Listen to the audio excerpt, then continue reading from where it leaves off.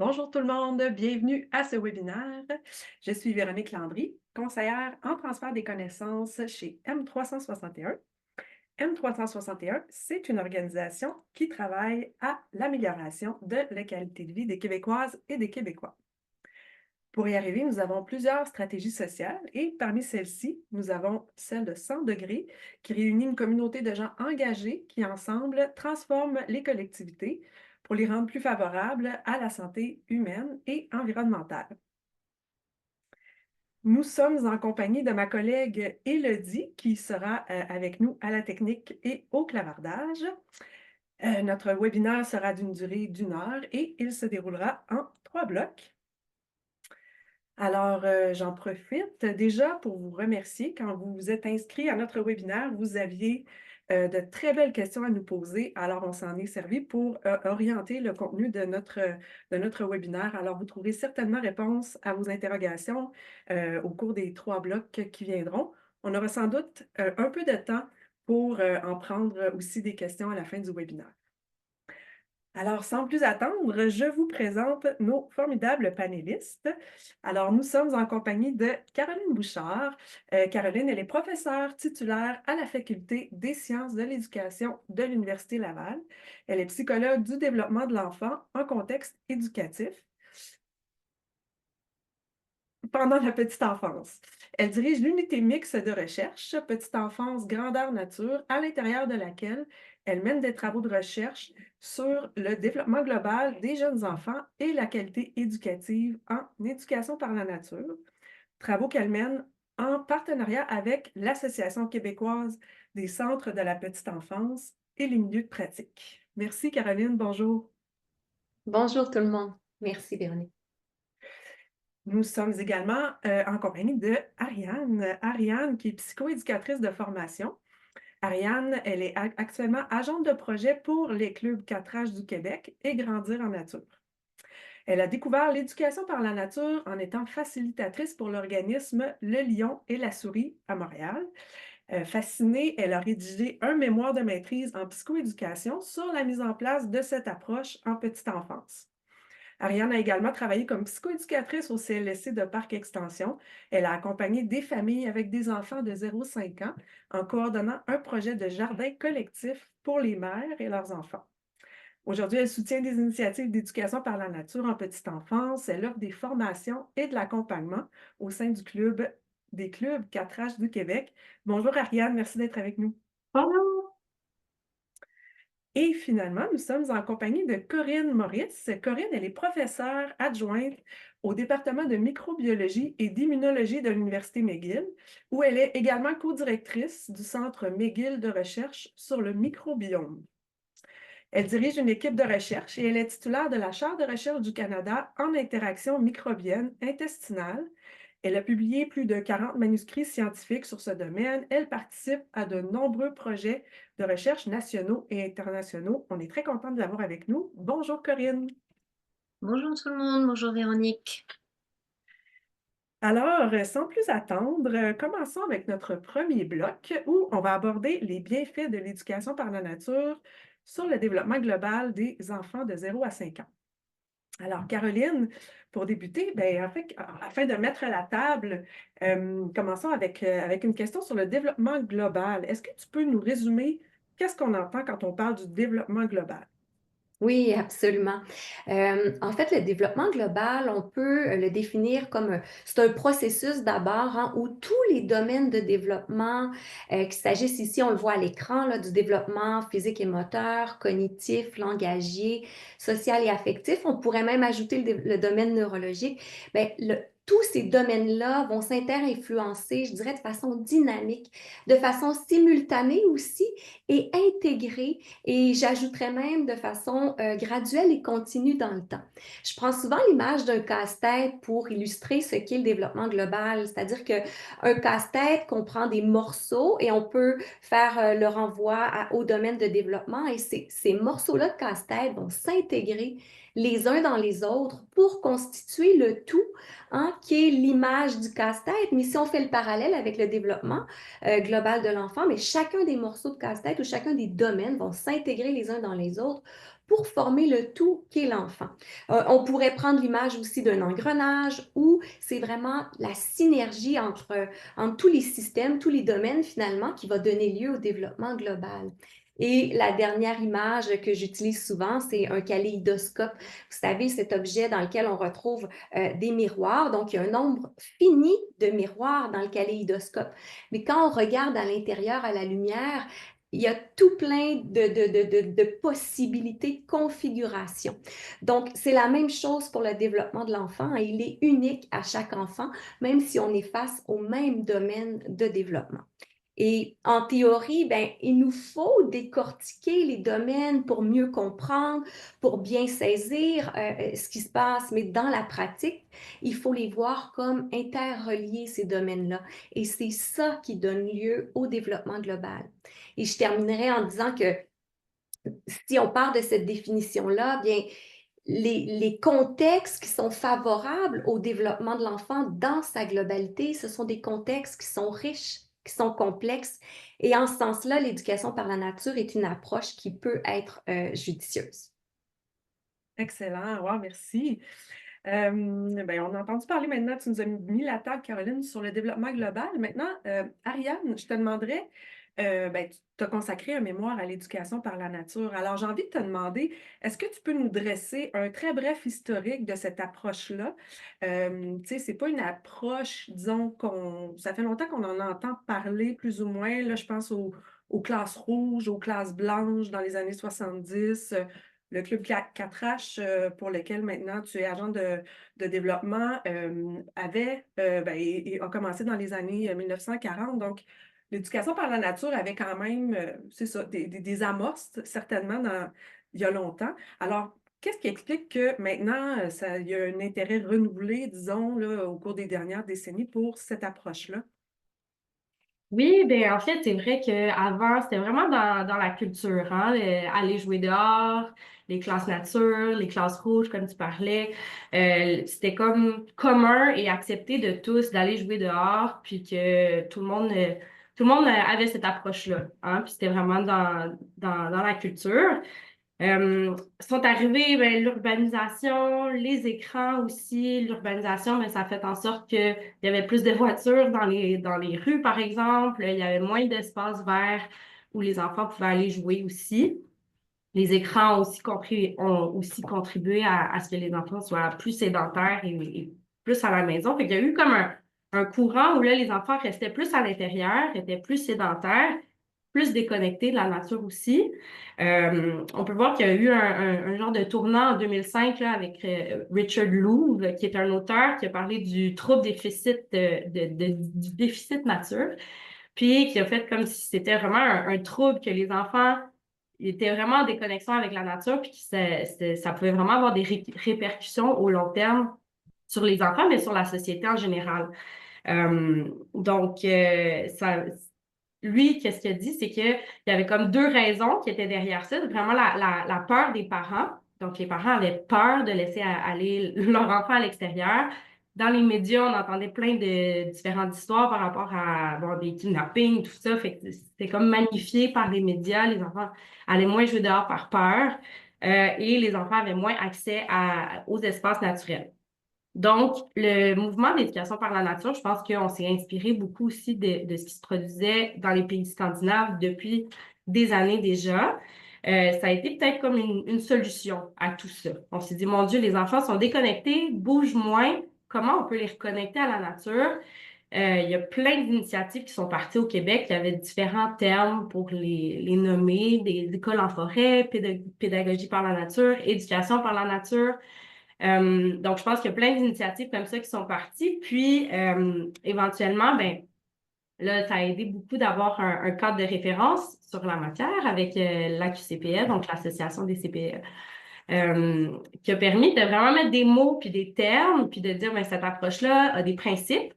Je pense que ça a vraiment permis de donner un coup d'envoi euh, à cette approche avec des guidelines, là, des marches à suivre pour se dire, OK, c'est vraiment ça que c'est l'éducation par la nature.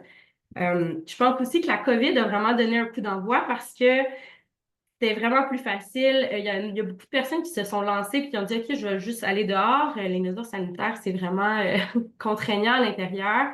Donc, je pense que aussi, ça a vraiment aidé. En un sens, la COVID a permis aux gens d'aller plus à l'extérieur. Donc voilà, je pense qu'aujourd'hui, le fait qu'il y ait de plus en plus de recherches, ça permet de crédibiliser l'approche, de la standardiser, puis de faire en sorte que là, même maintenant, c'est vraiment une approche éducative en petite enfance qui est de plus en plus reconnue.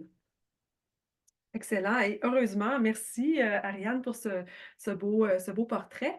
Caroline, maintenant, qu'on en connaît un peu plus sur, le développement de l'éducation par la nature, que tu nous as parlé du développement global, est-ce que tu peux nous parler du potentiel de bienfaits de l'éducation par la nature sur quelques-unes des sphères du développement global des enfants? Oui, absolument. Mais juste avant, je voulais poursuivre dans le même sens qu'Ariane, ce qu'Ariane affirmait là, par rapport à l'engouement de l'éducation par la nature. Puis ça va se traduire récemment là, dans des documents cadres, des programmes. Je pense entre autres à Gazelle et Potiron là, via ses orientations d'aller dehors à tous les jours. On peut passer, bon, Ariane en a parlé au cadre de référence Alex sur l'éducation par la nature, là, auquel mon équipe a participé aussi. Puis bien sûr, le programme éducatif Accueillir la petite enfance. Donc, j'aurais juste envie d'ajouter que ce qui est important de comprendre dans tout ça, c'est que l'éducation par la nature, c'est pas un ajout, hein, c'est vraiment une approche qui permet de déployer le programme, son mandat, sa mission, en fait, de déployer au quotidien auprès des enfants là, l'intervention éducative, par exemple. Puis d'ailleurs, ça me fait penser de peut-être préciser ce qu'est l'éducation par la nature. Ariane l'a un petit peu évoqué, hein, mais dans le fond, c'est plus que le simple fait d'aller dehors. C'est souvent une première conception qu'on a, mais comme Ariane l'a affirmé, c'est vraiment 8 principes qui se retrouvent dans le cadre de référence Alex, qui vont guider, qui vont encadrer les pratiques d'un milieu. Puis, on peut, à la prochaine diapo, vous pouvez le voir, là, pour ce qui est du principe, entre autres, lié au temps et au lieu, ben, on peut voir avec la petite figure que vous avez à votre droite que l'éducation par la nature, ben, ça peut aller de la présence d'éléments naturels dans le local, comme des plantes, à une immersion totale en milieu naturel. Puis entre ça, ben, on peut retrouver une immersion partielle, bien sûr, mais aussi une cour qui peut être naturalisée.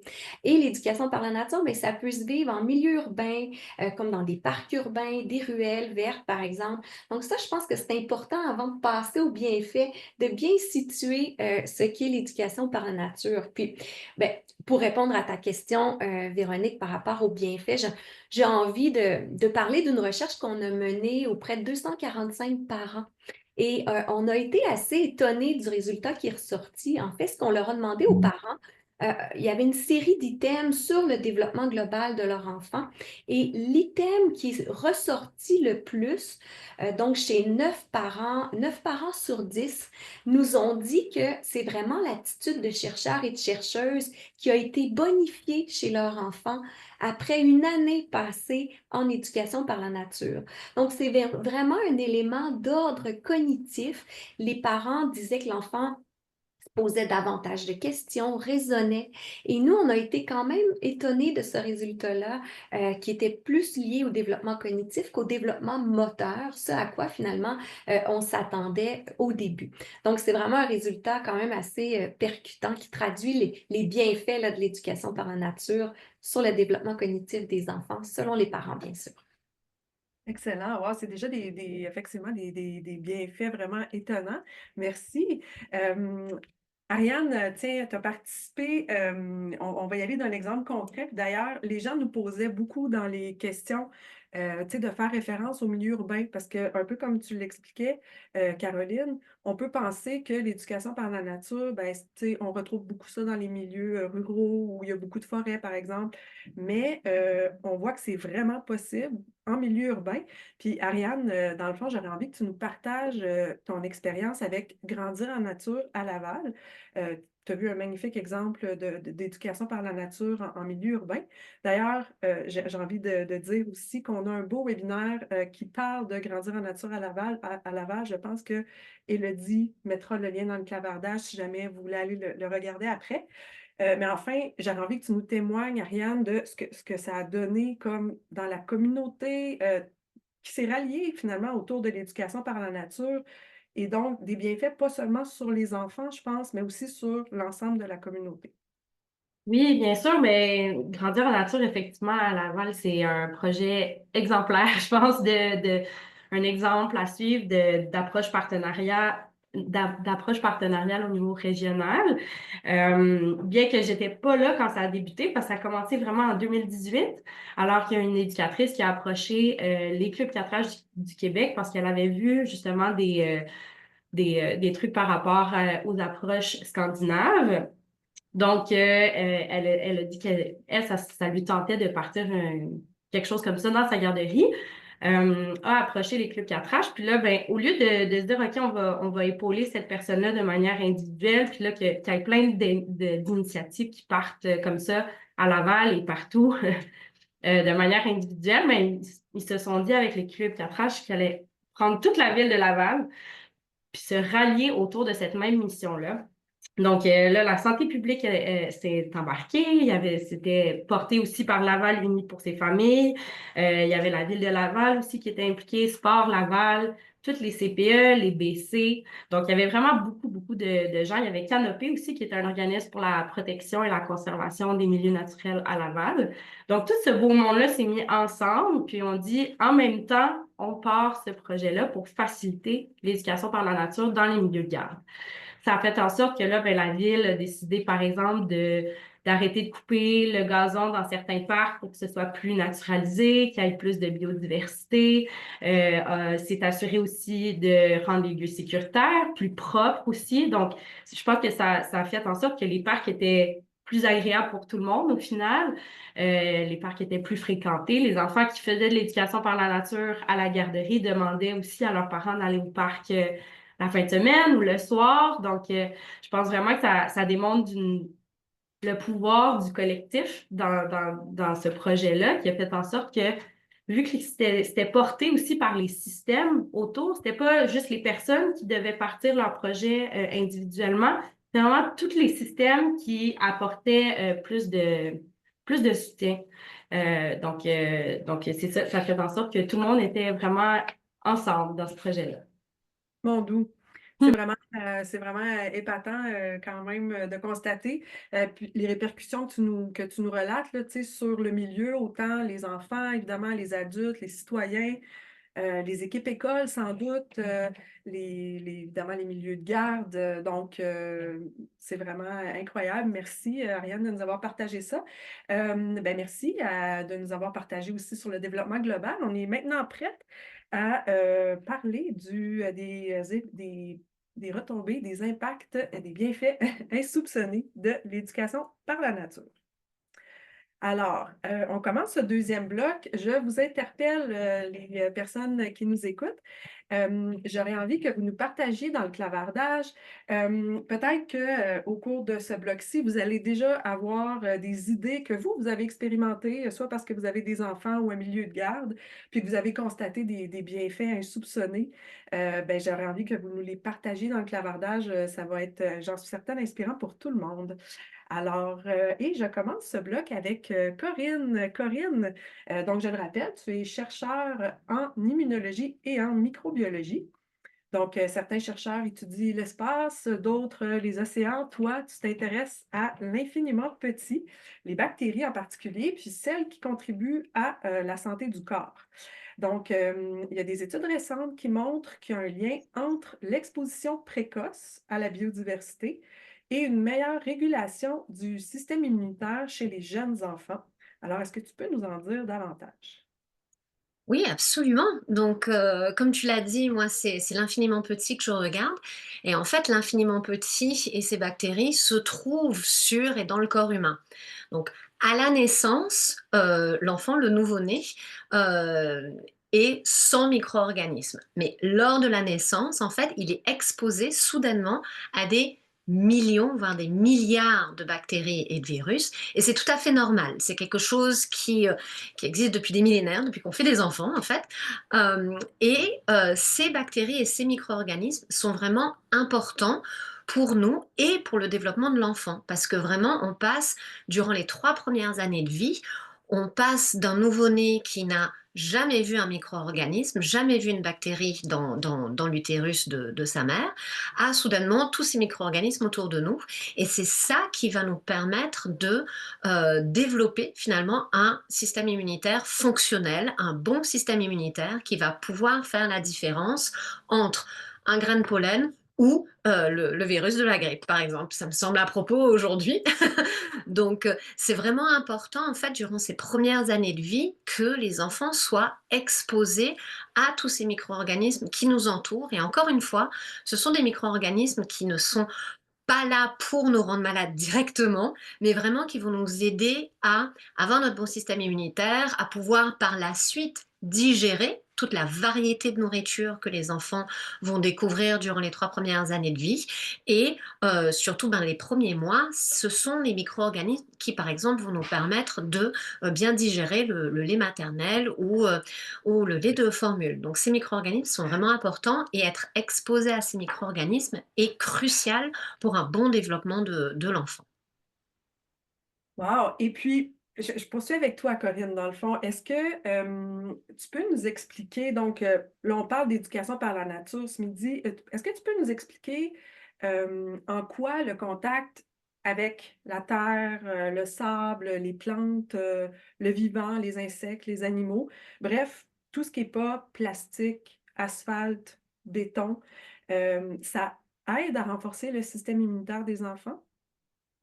Alors, ce qu'il faut se rendre compte, c'est que quand on parle de micro-organismes, de bactéries ou de virus, ou alors qu'on parle d'animaux, je vais faire des parallèles qui sont vraiment similaires. Donc, par exemple, si on imagine genre la jungle, avec toutes ces plantes, tous ces animaux, on se rend bien compte que plus c'est diversifié, et plus, oui, la jungle est belle, forcément, mais finalement, plus la jungle, plus l'écosystème est stable. Si jamais il y a un feu, si jamais il y a une tempête, en fait, l'écosystème est résilient, il peut se remettre debout facilement. Cette idée, on la prend et on l'adapte au système immunitaire et au système digestif des enfants. Plus les enfants sont exposés à une variété, à une gamme de micro-organismes, et mieux c'est. On est encore en train d'essayer de comprendre quels micro-organismes sont clés dans cette histoire, mais pour l'instant, la majorité des recherches mènent vraiment en avant le fait que l'exposition variée est vraiment bénéfique à l'enfant.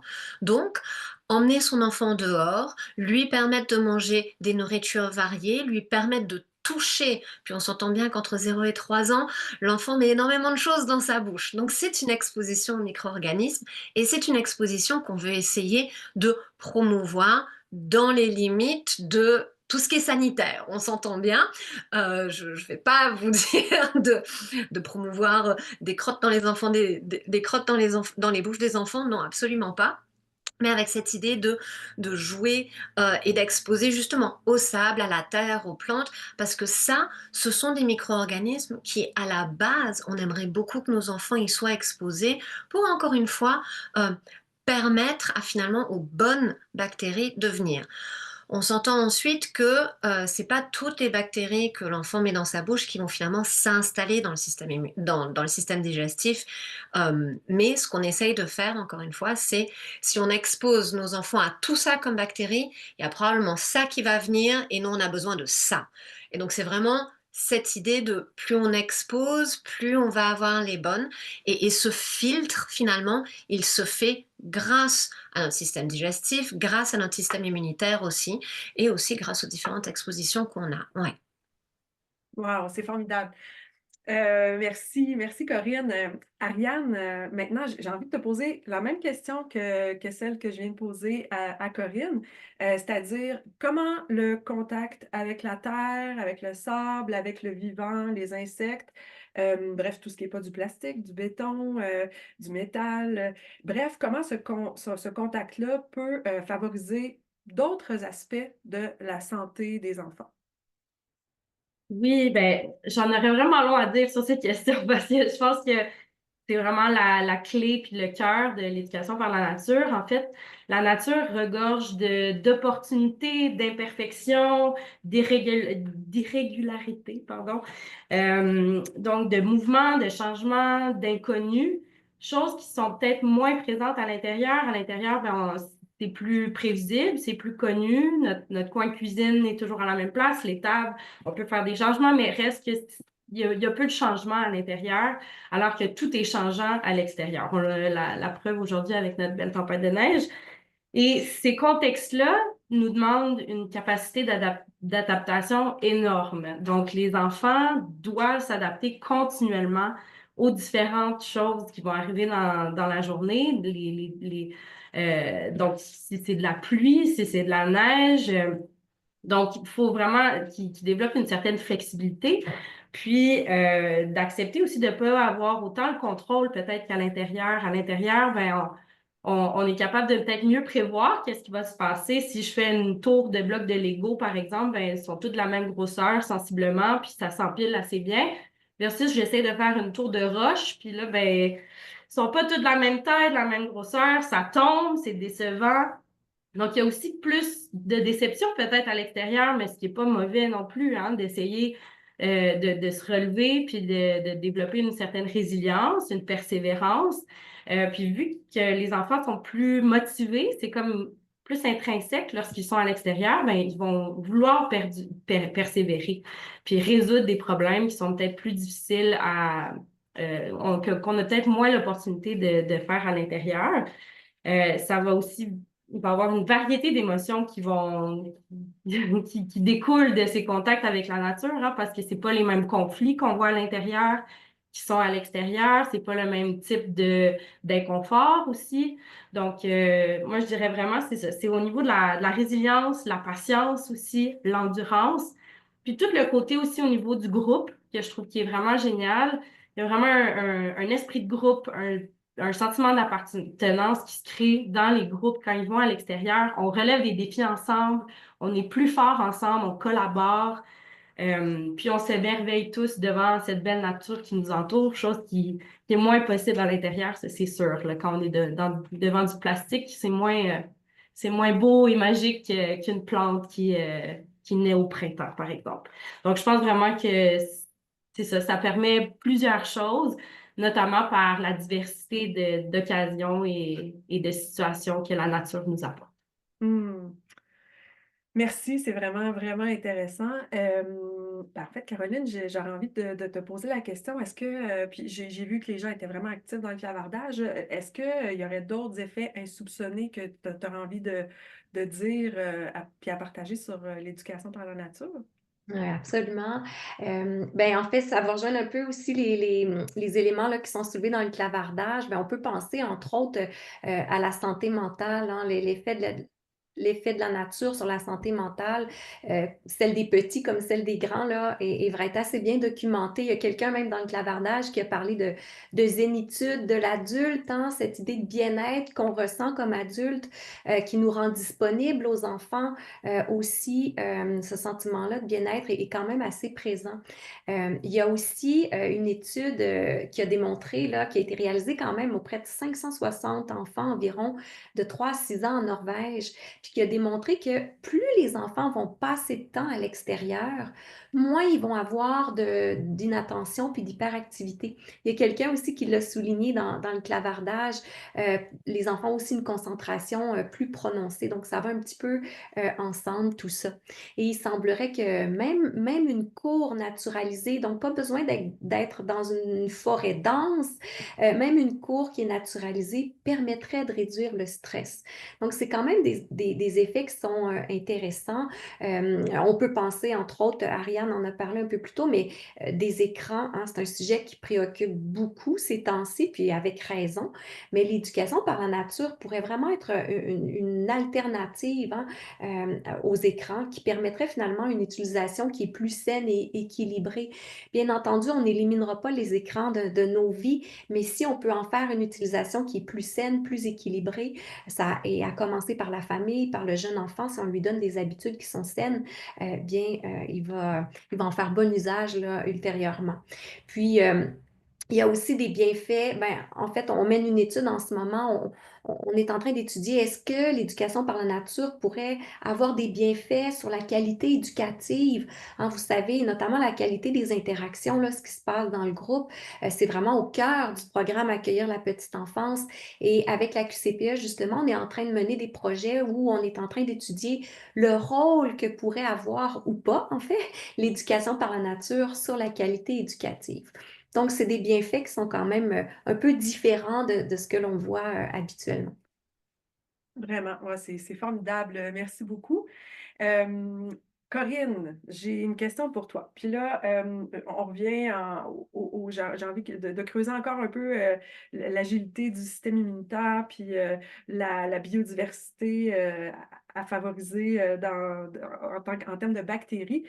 Puis là, je veux pas créer une comparaison avec ou une compétition là, justement urbain, rural, forestier, maritime, mais peux-tu nous dire ben, le rôle de l'environnement, dans le fond, sur le microbiote, en quoi plutôt le microbiote des enfants est influencé par l'environnement en particulier?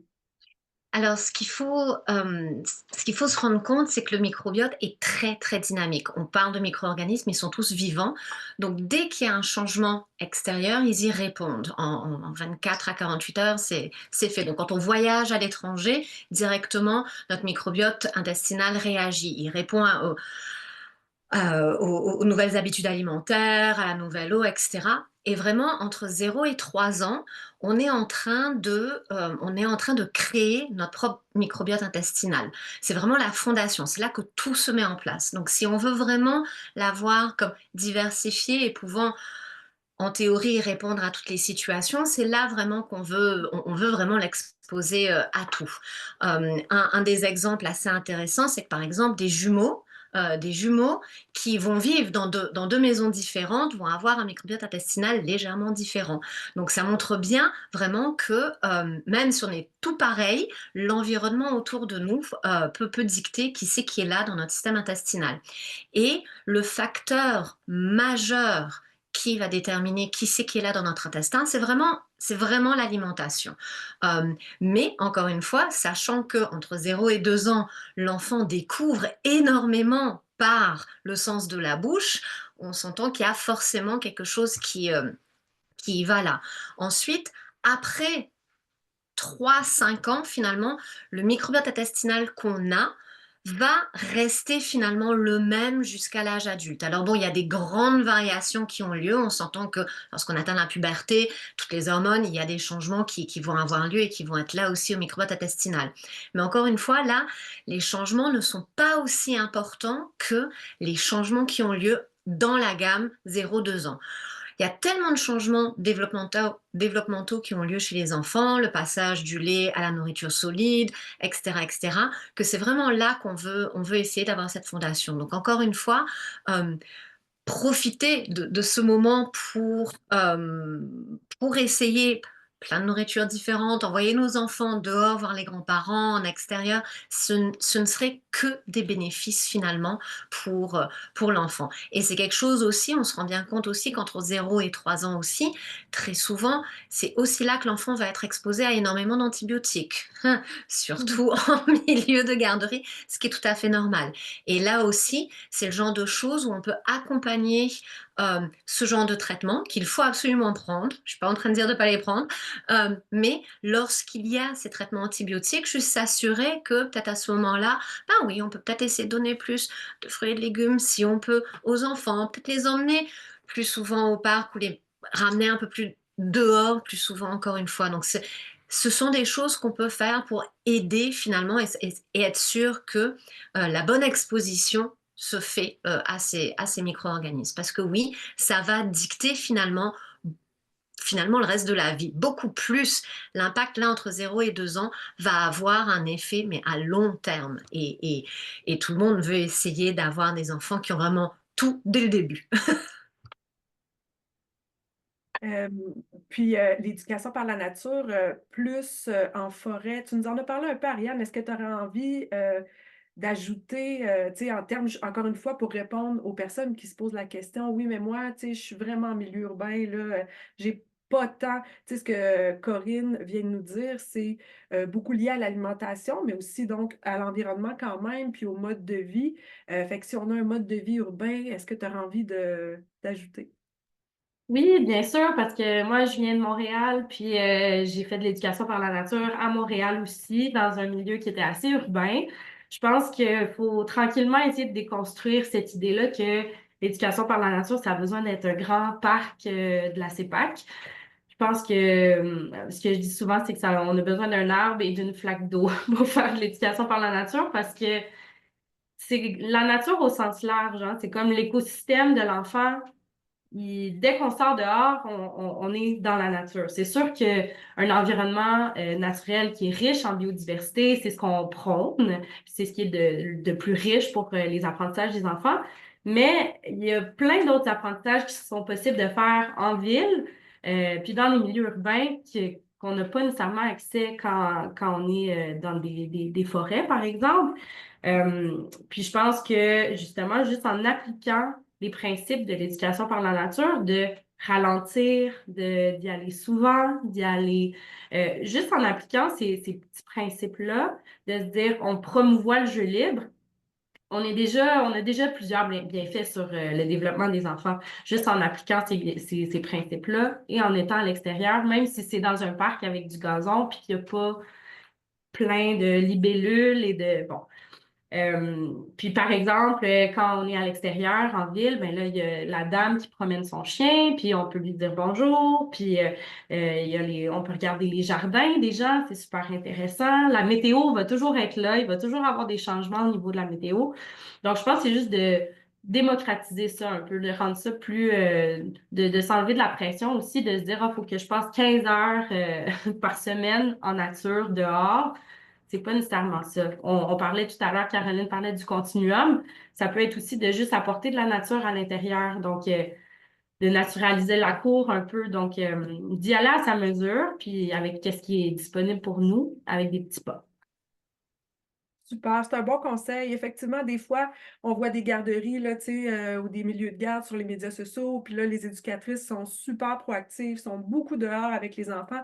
C'est super impressionnant, puis c'est formidable. Mais des fois, on est loin de ça, puis là, ça nous met de la pression inutile. Dans le fond, des petits pas, c'est encore la bonne approche. Merci de nous le rappeler. J'ai envie aussi de encore une fois, avec Grandir en nature à Laval, là, si jamais il y avait des gens qui sont issus des municipalités qui nous écoutent, à Grandir en Laval, à Laval, pardon, Ariane, tu pourras confirmer, mais il avait produit une belle carte qui était vraiment un outil intéressant pour justement démocratiser l'approche, pour identifier facilement des lieux, autant pour les milieux de garde, pour les équipes écoles, pour les citoyens, avec tu sais, la butte de neige, tu sais, le petit étang ou peu importe. Donc, je pense que c'est un bel outil hein, qui pourrait être intéressant. Donc, je termine ce bloc avec toi, Corinne. Donc, en résumé, est-ce que c'est vrai de dire que l'environnement, donc la fréquentation d'espaces naturels, peut avoir des répercussions sur la diversité du microbiome et donc que ça peut contribuer à la formation du capital santé des enfants entre 0 et 3 ans? Absolument. Il n'y a pas d'autre moyen de le dire, c'est absolument ça. Merveilleux. Ben, c'est très bien. Alors, ben, on va prendre ces merveilleux impacts insoupçonnés, puis on va essayer ensemble de formuler des recommandations et des pistes d'action. Alors, on passe maintenant au troisième bloc.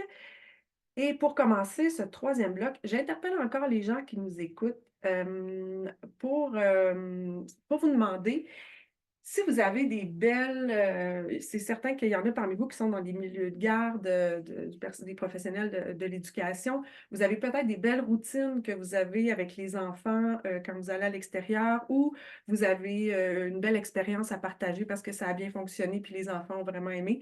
Merci de nous partager encore une fois dans le clavardage et l'idée, c'est vraiment qu'on partage justement ensemble les belles idées puis qu'on les répande pour que ce soit facilitant pour faire de l'éducation par la nature dans le plus grand nombre de milieux.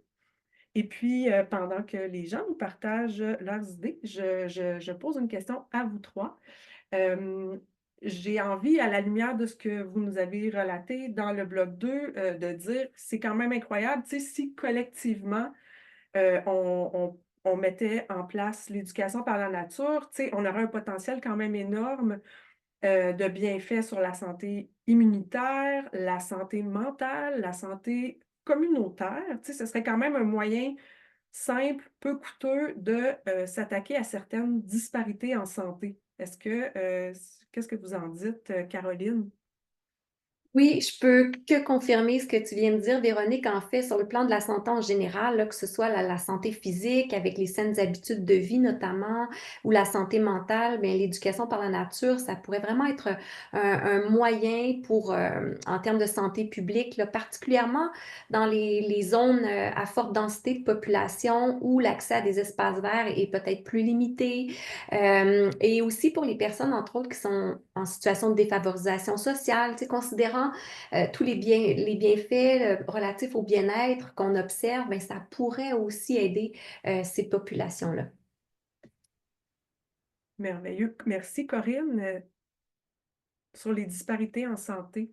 Alors oui, la majorité, un des problèmes, entre guillemets, dans la recherche sur le microbiote et le microbiote des enfants, des jeunes enfants, c'est que la majorité des études viennent de pays développés et la plupart des recommandations sont basées dessus. Mais là, pour le moment, on n'a pas vraiment une idée.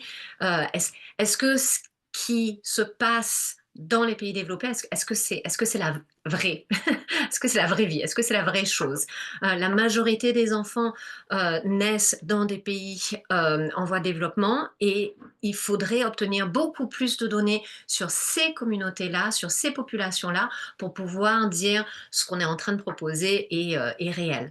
Mais bon, on continue d'espérer qu'on va réussir à pouvoir représenter ce genre de population et je pense que c'est aussi quelque chose qui peut être important pour le Canada par rapport à toutes les populations autochtones où là aussi on a un manque de données pour être sûr que c'est très probable qu'il n'y ait pas une solution pour toutes les populations. Et c'est tout à fait normal, on est tous différents. Et ça, c'est le genre de choses que la recherche sur le microbiote doit intégrer. Et ça, c'est quelque chose qui manque encore à ce stade-ci. Des belles années de recherche, pour, voir la multiplicité des environnements. Parfait. Absolument. Merci. Ariane?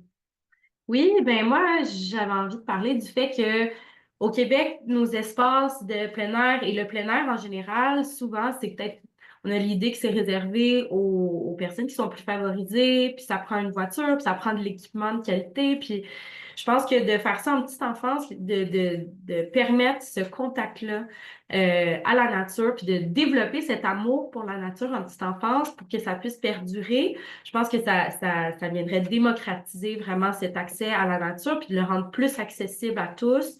Donc, au niveau économique, au niveau social, je pense vraiment que ce serait gagnant pour toutes les populations là, de pouvoir en faire en petite enfance partout, partout. Ça aurait sans doute, tu sais, l'amour de la nature aurait sans doute aussi des répercussions sur l'environnement parce que, hein, ce qu'on aime, évidemment, on veut en prendre soin. Merci. Encore une fois, à vous 3, j'ai envie que vous nous parliez, de la suite de l'éducation par la nature, c'est-à-dire dans votre champ de pratique, est-ce qu'il y a, un aspect, un angle ou un ingrédient, magique qui fait en sorte qu'elle soit vraiment plus répandue? Ou une question de recherche, par exemple. Caroline? Oui, ben spontanément, j'aurais envie de dire on connaît des bienfaits, mais on ne sait pas par quel mécanisme, j'aurais envie de dire, tout ça passe, c'est-à-dire dans quelles circonstances, quel lieu, à quelle fréquence. Donc, il y a toutes ces questions-là auxquelles il va falloir répondre dans l'avenir. Et on n'a pas non plus de portrait de ce qui se fait actuellement au Québec en termes d'éducation par la nature, c'est-à-dire en petite enfance. Et c'est une étude, entre autres, qu'on mène actuellement dans l'unité mixte de recherche Petite enfance, grandeur nature, avec plusieurs partenaires là, du milieu universitaire, gouvernemental, associatif, milieu de la formation aussi. C'est le projet Alvéole, vous en entendrez peut-être éventuellement parler. Mais on souhaite vraiment savoir qui fait quoi au Québec, quelles sont les initiatives qui sont déployées, puis comme je le disais, là, dans quel type de milieu, à quelle fréquence. Donc, c'est vraiment là, je pense, où on doit porter notre attention là, dans les années à venir. Merci. Je vais demander à Corinne. Comme je l'ai mentionné juste avant, augmenter les recherches sur diverses populations pour voir et pouvoir s'assurer que ce qu'on est en train de trouver reflète vraiment la diversité sociale et la réalité de ces enfants. Mais ensuite, la plupart des recherches en ce moment sont sur les bactéries du microbiote intestinal. Mais comme c'est l'infiniment petit, il n'y a pas que les bactéries qui sont là. Et par exemple, un des projets de recherche que nous, on développe dans mon labo, c'est essayer de comprendre ben, les autres membres du microbiote intestinal. Qu'est-ce qu'ils font? Parce qu'ils sont là, ils servent bien à quelque chose. Et encore une fois, essayer de comprendre qu'est-ce qu'ils font et comment ça peut impacter la santé et le développement de ses enfants. C'est vraiment super important. Et je pense que ça va vraiment aller de l'avant parce qu'il y a certaines interventions qu'on pourrait considérer à travers les autres membres du microbiote intestinal. Wow, c'est fascinant, merci. Ariane, toi, psycho-éducatrice de formation, tu dois avoir des beaux liens là, ou des belles ouvertures à développer avec l'éducation par la nature. Oui, absolument. Je pense que ça gagnerait vraiment à être plus ensemble, en fait, la psychoéducation et l'éducation par la nature. Vraiment, là, je parlais de capacité adaptative tout à l'heure par rapport aux différents milieux, puis aux différents défis qu'on peut rencontrer en nature. Puis c'est ça qu'on évalue en psychoéducation, hein, les capacités adaptatives des individus. Donc, je pense vraiment que d'évaluer les enfants en contexte d'éducation par la nature, on aurait tellement un beau portrait de c'est quoi vraiment leur capacité. Puis, on aurait des super beaux leviers pour ensuite travailler qu'est-ce qui est peut-être plus difficile, puis leurs défis. Donc, je pense vraiment on gagnerait à créer peut-être psychoéducation et éducation par la nature, les mettre ensemble. Excellent, merci. Puis pendant que tu nous expliquais ça, Ariane, je partage l'écran avec donc extrait de ton mémoire, hein, tu as préparé un bel outil là, qui justement, je demandais au début du bloc à notre public de nous partager des belles idées de routines, d'expériences avec les enfants. Mais je trouve ça fort inspirant, là, l'image que tu as préparée dans ton mémoire. Je trouve que c'est des petits détails du matériel libre et polyvalent, mais avec lesquels ben, tu sais, les enfants hein, qui sont très créatifs. Donc, c'est des belles idées. Ben, merci à vous trois. Aussi, on a reçu parmi les questions du public, on avait beaucoup de questions sur le potentiel de l'éducation par la nature, mais avec des enfants qui ont des besoins particuliers. Est-ce que vous pourriez nous en parler un peu, Caroline? Oui, on a effectivement mené une recherche, mais la même recherche dont je parlais plus tôt auprès des 245 parents. Mais il y a un sous-groupe de parents qui avait un enfant qui présentait des besoins de soutien particuliers. Puis on leur a posé la même question par rapport au développement de l'enfant. Et ce qui est ressorti, c'est non pas l'élément relié à l'attitude de chercheur-chercheuse, mais pour les enfants qui présentaient des besoins de soutien particuliers, il y a 9 parents sur 10 encore là qui nous ont dit que leur enfant avait développé leur confiance en soi. Donc, vraiment des éléments d'ordre affectif. Et ça, encore là, ça nous a vraiment étonnamment surpris, en fait, étonnés, je dirais. Et il y a d'autres parents, c'est 9 parents sur 10 là, qui ont ressorti aussi le fait que leur enfant aimait se débrouiller seul, prendre des initiatives, donc tout l'aspect de l'autonomie.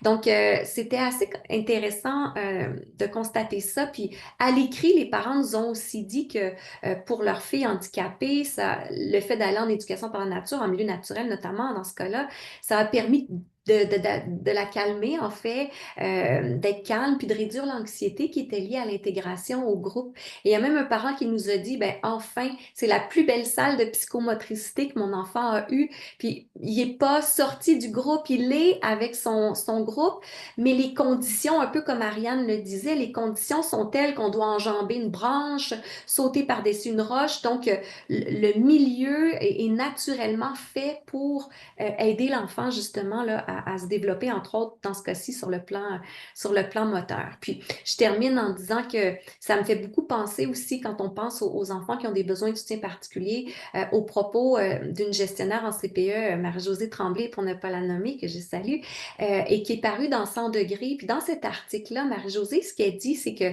les enfants impulsifs qui ont plus de mal à écouter les consignes, je dirais, à l'intérieur, bien, tout à coup, c'est eux qui vont grimper aux arbres puis qui vont être être les leaders du groupe. Donc, puis à l'inverse, bien, les enfants qui souffrent beaucoup de l'agitation puis du bruit à l'intérieur, bien, vont en profiter pour décompresser puis vivre un moment de calme. Donc, ce que Marie-Josée disait, bien, c'est que chacun trouve ce dont il a besoin en forêt pour se développer. C'est bon pour tout le monde, finalement. Même pour les adultes qui accompagnent les groupes. Absolument. Merci, Ariane. Est-ce que tu voulais compléter? Oui, ben c'est ça, je complète parce que on parlait d'apaisement, puis au niveau sensoriel, on le sait, là, un petit local resté à l'intérieur toute la journée, ça peut être vraiment intense au niveau sensoriel avec les bruits, les lumières, le fait que le local est plus petit. Donc, juste au niveau sensoriel, autant pour les adultes que pour les enfants, mais ça permet justement d'être dans des espaces qui sont grands, d'avoir de l'air frais, les sons sont moins bruyants. Donc, il y a vraiment un soulagement sensoriel pour tout le monde. Puis le fait que, ben, c'est connu aussi que l'adulte devient plus disponible, se sent plus disponible quand il est à l'extérieur. Il y a moins de tâches quotidiennes, là, de ramasser, ranger, balayer. Toutes ces petites tâches-là disparaissent un peu en nature. L'adulte est plus disponible, puis j'ai envie de dire que ça peut être bénéfique pour ces enfants-là à besoins particuliers, que l'adulte se sent plus là, plus présent et plus capable de soutenir ces enfants-là. Donc, je pense que, encore là, c'est vraiment bénéfique pour ces enfants-là aussi. Formidable. Merci beaucoup. Une autre question qui nous avait été posée, qui revenait quand même là, quand les gens s'inscrivaient, c'est à l'effet, ben, beaucoup d'éducatrices qui voudraient donc tu sais, aborder cette approche-là, soit avec leurs collègues ou avec les parents, puis des fois, il y a des petites réticences ou des peurs. Et donc, est-ce que vous auriez des conseils pour, ben, comment, dans le fond, impliquer les parents, comment justement démocratiser avec les parents, les communautés, les collègues même, pour maximiser les effets de l'éducation par la nature? Ariane, est-ce que tu veux y aller? Oui. Oui, bien sûr. Je pense que effectivement, ça peut en rendre certains plus réticents ou plus craintifs. Je pense que le mieux, c'est de faire rayonner. Fait que c'est d'y aller, puis de nous faire notre approche, puis d'aller dehors quand même, puis d'en parler, mais c'est ça, c'est d'éduquer beaucoup, d'accompagner, euh, pas être dans une optique de devoir convaincre à tout prix, là, mais de peut-être essayer de comprendre les réticences, essayer de comprendre pourquoi les gens ont moins envie, ont plus peur, fait que être plus dans une approche d'écoute puis d'accompagnement, puis après ça, de rayonner en partageant des magnifiques ressources, le webinaire d'aujourd'hui, par exemple, ou des recherches, puis le cadre de référence, pour démontrer que c'est une approche qui est démontrée là, de plus en plus, puis qu'il y a des bienfaits, puis que c'est pas juste aller jouer dehors, parce que certains peuvent penser que les enfants apprennent rien. Donc, je pense vraiment que c'est de rayonner à travers différentes ressources qu'on peut leur donner, puis de leur permettre de s'impliquer, de dire aux parents, venez avec nous, est-ce que vous pouvez, si vous avez des vieux vêtements, de nous les donner. Donc, juste d'impliquer tout le monde dans la communauté, puis de permettre aux gens de se sentir, c'est ça, impliqués, importants. Un bon conseil, merci. Et y aller par petits pas, j'imagine, aussi, comme tu nous disais, hein, Ariane. Caroline, est-ce que tu voulais ajouter quelque chose? Oui, ben je vais complètement dans le même sens qu'Ariane, mais j'ajouterais peut-être que justement le partenariat avec les parents, c'est au fondement de l'approche, c'est un des principes de l'approche, donc ça fait partie de l'éducation par la nature, c'est l'ADN aussi de l'éducation par la nature, donc tout ce que Ariane a nommé, ben, c'est vraiment hyper pertinent, donc vraiment de leur parler même dès le début de l'année là, de l'approche, de ses bienfaits, des défis aussi, hein, parce qu'il y en a comme l'habillement au début de l'année, puis on peut s'entraider entre parents aussi. Donc, il y a toutes sortes de façons là, de s'entraider. Je ne vais pas aller là puisqu'on n'a pas le temps, mais ce dont j'aurais envie de parler, c'est que c'est vrai qu'il y a des craintes en début d'année, mais nous, on a sondé les parents encore une fois après une année passée en éducation par la nature, puis alors qu'il pouvait y avoir des craintes en début d'année, à la fin de l'année, les parents, ces craintes-là s'étaient dissipées, là, autant pour l'habillement, l'horaire, parce que parfois ça contraint si on a un déplacement à faire dans un milieu naturel, par exemple, ou un parc, ben, on part à une certaine heure, donc ça peut être contraignant pour les parents, mais aussi sur le plan de la santé et de la sécurité. Puis à la fin de l'année, là, il y avait quelque chose comme quelque part comme près de 90% des parents qui disaient que ben, sur le plan de la santé et de la sécurité, ça représentait plus aucun défi ou un léger défi pour leur enfant. Donc, ce que ça veut dire, c'est quand on accompagne le parent, puis que ça se vit graduellement, puis qu'on l'implique dans ce projet-là d'éducation par la nature, ben, les craintes se dissipent, puis là, on en a des bienfaits pour toute la famille même. Hmm. Merci. Donc, c'est de la belle coéducation qui peut même rayonner, comme on disait tantôt, même avec la communauté, avec les autres citoyens. Donc, encore une fois, un potentiel vraiment énorme. Je regarde le temps et je me dis qu'on a encore du temps. Merci vraiment à vous trois. Mais on a du temps pour une question, puis j'ai envie qu'on la pose parce que c'est une question. Je pense que Corinne, on veut vraiment profiter de tes connaissances de microbiologiste. Il y a une question à savoir. L'approche sécuritaire qui est recommandée avec les plumes d'oiseaux trouvées, c'est sûr que ça doit être très attirant pour les petits quand ils trouvent une plume d'oiseau. Tu sais, est-ce qu'on s'abstient d'y toucher? Est-ce que, comment on manipule? Est-ce qu'on nettoie? Comment ça pourrait être bien fait? Alors, je rejoins un peu ce qui a été dit par Ariane et Caroline sur ce point de vue-là.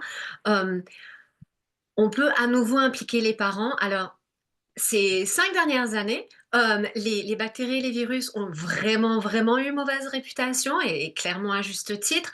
Euh, c'est quelque chose qui est dangereux. Les maladies infectieuses tuent encore beaucoup d'enfants en jeune âge, donc il ne s'agit pas non plus de permettre à l'enfant de tout mettre directement dans la bouche sans réfléchir. Donc ça, c'est le genre de choses où clairement euh, permettre à l'enfant de ramasser sa plume, etc. Je ne vais pas dire non, mais il faut aussi à un moment donné utiliser un peu de bon sens. Oui, nettoyer, c'est la première chose qu'on peut faire. Heureusement pour nous, les virus et les bactéries les plus... euh, euh, zut, j'en perds mes mots.